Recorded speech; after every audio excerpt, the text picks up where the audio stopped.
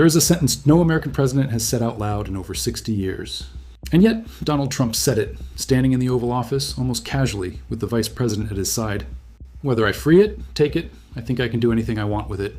The country he was talking about was Cuba, 90 miles from Florida, a communist island that has resisted American pressure since 1959.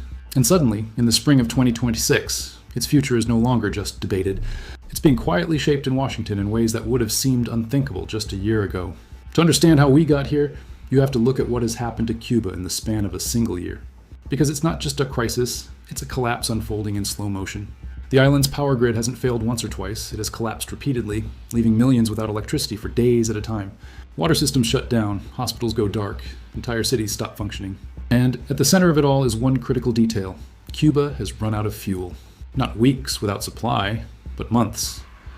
The island that once depended on Soviet oil and later Venezuelan support is now operating on fragments of an energy system that barely holds together. At the same time, the economy, already fragile, has been pushed past its limits.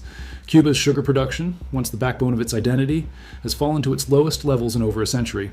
What used to define the island now barely registers.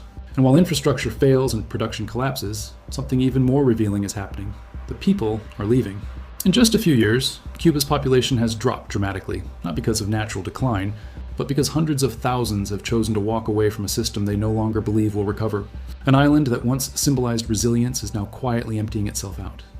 But this is where the story shifts, from internal crisis to geopolitical strategy, because none of this is happening in isolation.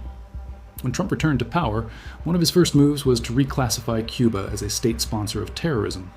Days later, the United States intervened in Venezuela and removed Nicolás Maduro, the same leader whose oil shipments had been keeping Cuba's energy system alive.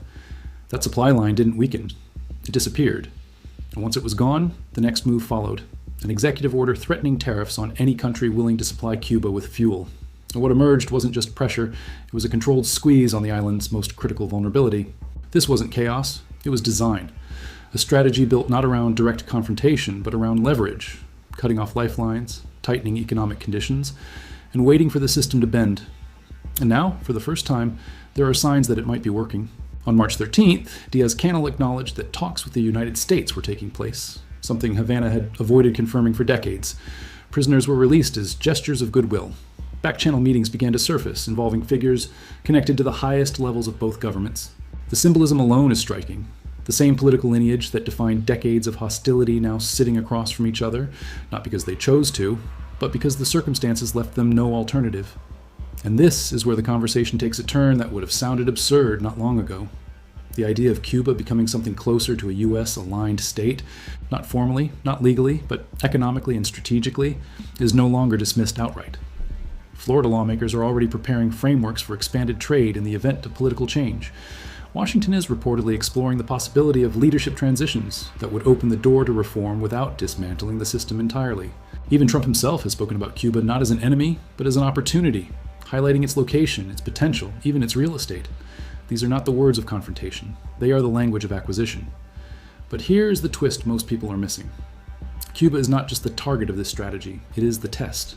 A test of whether a superpower can reshape a government not through invasion, but through economic isolation, strategic pressure, and negotiation timed at the moment of maximum weakness. Venezuela may have been the first phase. Cuba is what comes next.